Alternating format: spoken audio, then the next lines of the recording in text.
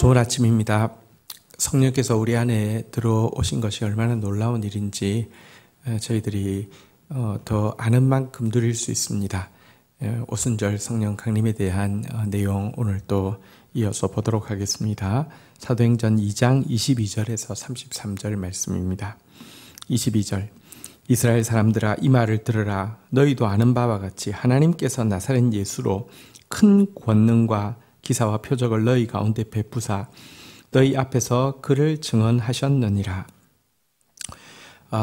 베드로는 이제 앞에서 지금 120명의 사람들이 이렇게 각각 다른 말로 동일한 복음을 전하게 되는 이것은 성령께서 임하신 이 예언, 성령께서 임하신다는 예언대로 된 일이며, 또 이 성령께서 임하셨다는 것은 이제 구원과 심판의 갈림길 앞에 서 있는 중요한 인생 결단 앞에 서 있는 것이다, 이렇게 이야기하고 나서는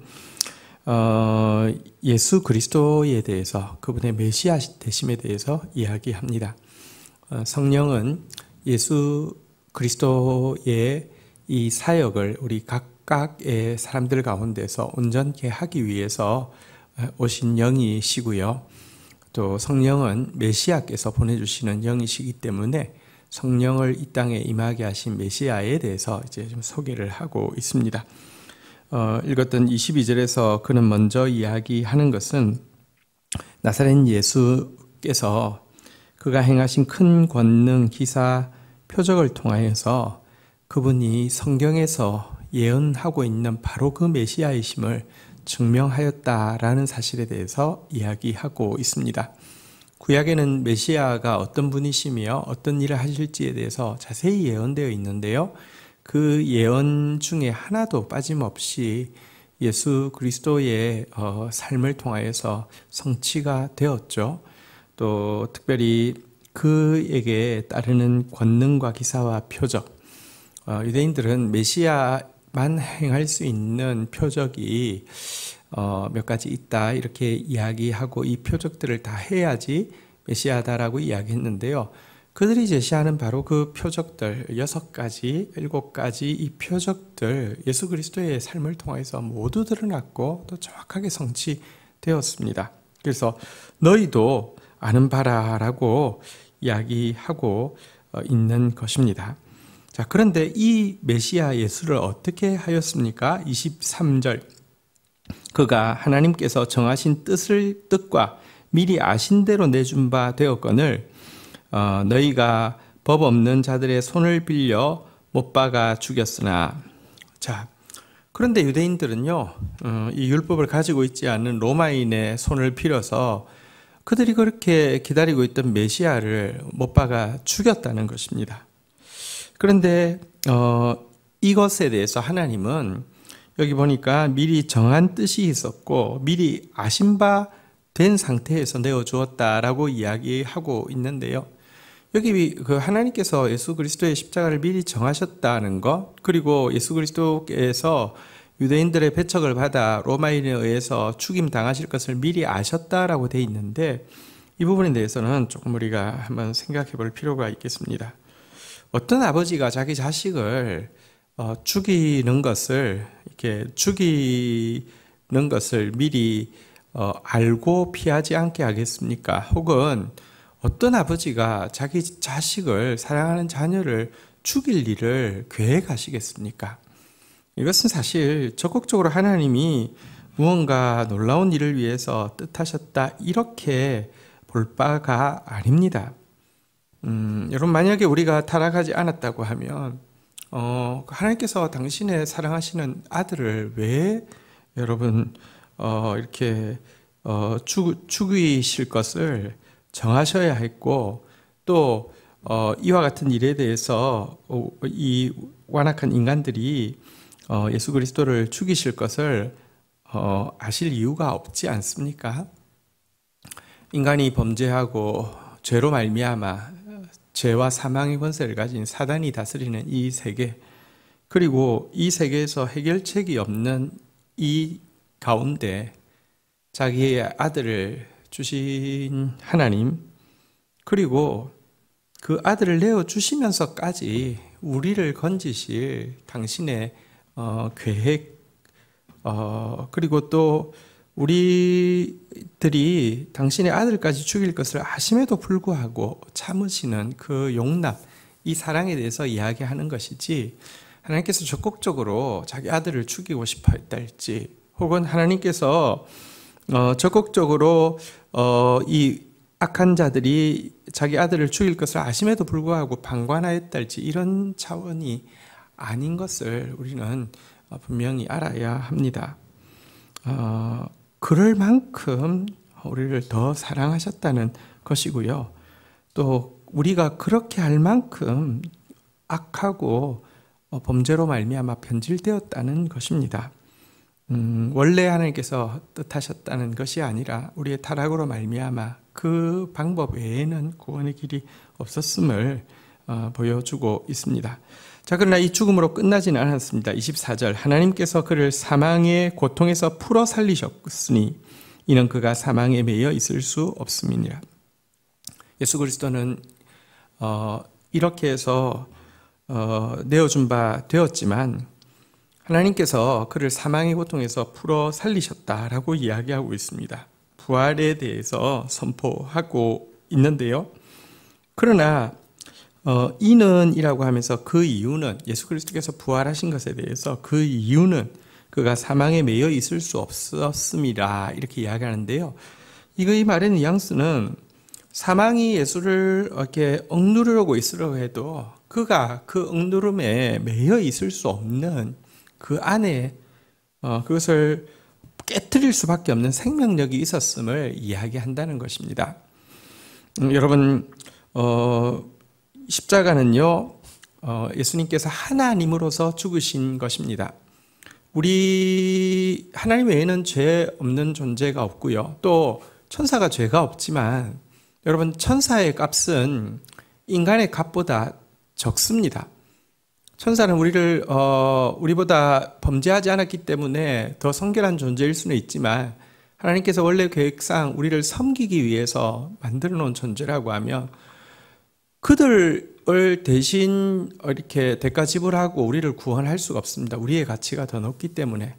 그래서 예수 그리스도의 대속 죽음은요, 하나님으로서의 죽음, 죄 없으시고 우리보다 훨씬 가치 있는 죽음이어야지만 우리를 구할 수 있기 때문에 하나님으로서의 죽으심이었다고 하면 예수 그리스도의 부활은 하나님으로서의 부활이 아닙니다. 하나님으로서 죽었으면 하나님으로 부활하면 여러분, 그건 잠시 죽는 신용한 것이지 그것이 어떻게 죽음이겠습니까? 그분의 부활은 사람으로서의 부활입니다. 이 세상에서 육신을 입고 사셨던 예수 그리스도, 그런데 이 우리와는 달리 하나님의 뜻대로 사신 삶을 살아낸, 모두 교만하게 사는 세상 속에서 겸손으로 사시고, 모두 미움으로 사는 세상 속에서 사랑으로 사시고, 모두 의심하고 사는 세상 속에서 믿음으로 사시고, 모두 불순종하고 사는 세상 속에서 순종으로 사신 하나님의 뜻대로 살았던 그 삶은 죽음 아래 매여 있을 수 없어서 죽음을 깨트리고 부활하셨다, 이런 뜻입니다.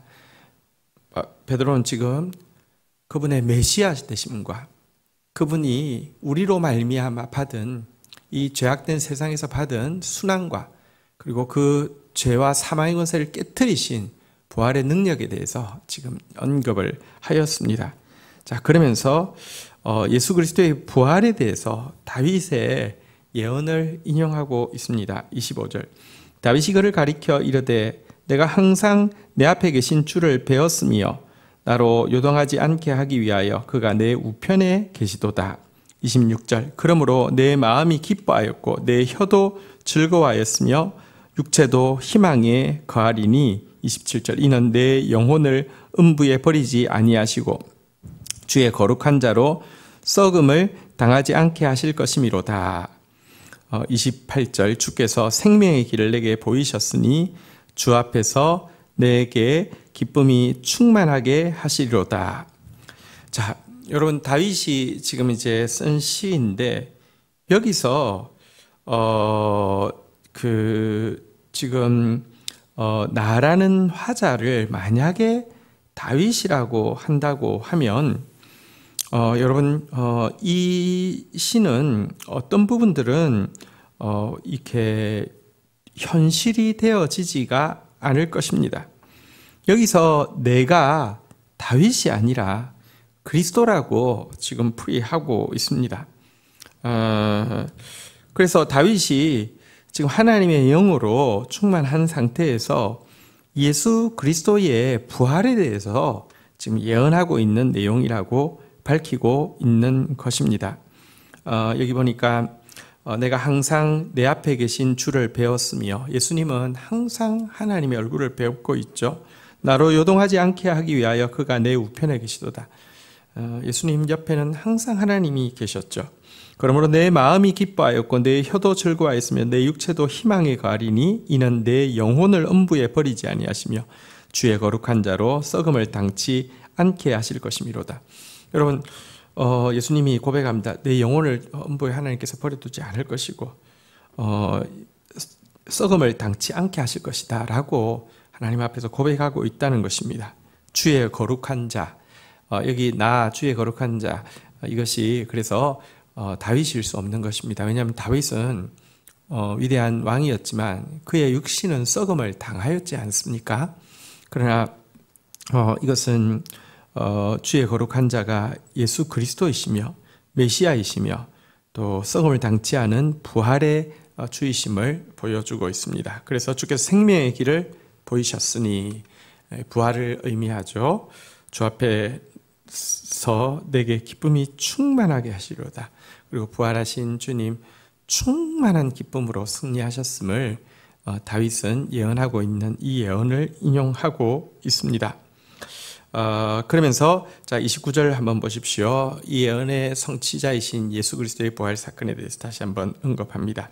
형제들아, 내가 조상 다윗에 대하여 담대히 말할 수 있노니 다윗은 죽어 장사되어 그 묘가 오늘까지 우리 중에 있도다. 그래서 다윗일 수가 없죠. 위의 시는 다윗이 썼지만 자신을 이야기하는 것이 아니라는 것입니다.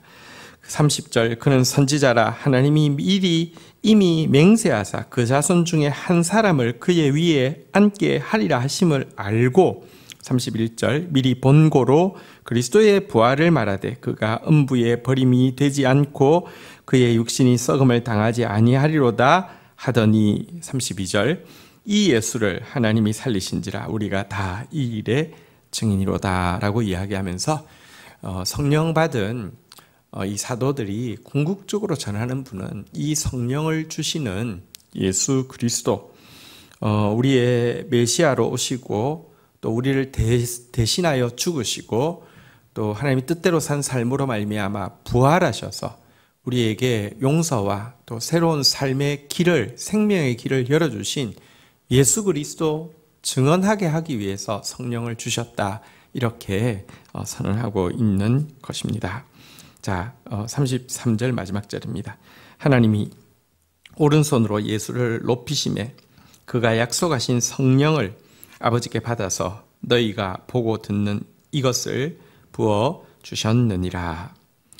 자, 이러고 나서 다시 한번 부활하신 예수님을 하나님께서 높이시사 요엘이 예언했던 그 성령의 새 시대를 지금 열 수 있는 권세를 그분에게 주셨고, 그분으로 말미암아 성령 받은 120명의 성도들이 온 세상에 지금 그 복음을 선포하고 있는 것이다 라고 이 120명에게 일어난 이 놀라운 일들에 대해서 다시 한번 소개하고 있는 것입니다. 성령은 말씀이 말씀되게 하는 영이라고 계속 소개하고 있습니다. 또한 성령은 예수를 증언하게 하는 영이십니다. 성령을 아버지께 받아서 부어주시는 분은 메시아 예수님이시고요. 성령이 임하신 이유는 우리를 어떤 영적인 사람인 것처럼 드러내게 하기 위해서, 혹은 우리가 원하는 어떤 능력과 기적을 행하게 하기 위해서가 아니라 예수 그리스도를 드러내고 증언하게 하기 위함이며, 궁극적으로 예수 그리스도의 재림을 예비하고 또 구원과 심판의 갈림길 가운데 구원받을 자들을 구원케 하는 것이 성령의 사역임을 오늘 베드로의 설교는 잘 보여주고 있습니다. 주신 말씀 붙잡고 제가 기도하며 나가도록 하겠습니다. 하나님 아버지 감사합니다. 예수 그리스도를 우리에게 내어주셔서 감사합니다. 당신의 사랑하는 아들을 내어놓으시고 나의 아버지 어찌하여 나를 버리셨나이까 외치는 그 절규 앞에서도 침묵하실 수밖에 없었음은 우리의 죄가 얼마나 큰 것인지 또 우리의 죄에서 우리를 구원할 길이 우리보다 더 고귀한 아들의 핏값 외에는 없었기에 그러실 수밖에 없었음을 우리가 기억하게 됩니다. 아들을 주신 주님 찬양합니다.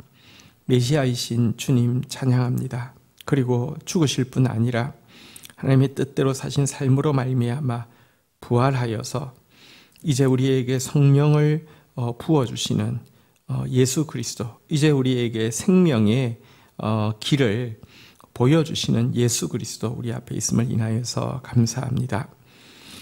오 주님, 저희들도 성령에 충만하게 하여 주셔서 예수께서 살았던 삶을 살게 하시고 예수를 전파하게 하여 주시고 예수의 나라를 또 꿈꾸게 하여 주시기를 간절히 간구하고 소원합니다. 주님, 주의 나라가 가까운 이때에 정말 성령으로 충만하여서 예수 증인으로서 살아낼 수 있도록 저희의 오늘의 삶도 붙들어 주시옵소서. 예수 그리스도의 이름으로 기도 올립니다. 아멘.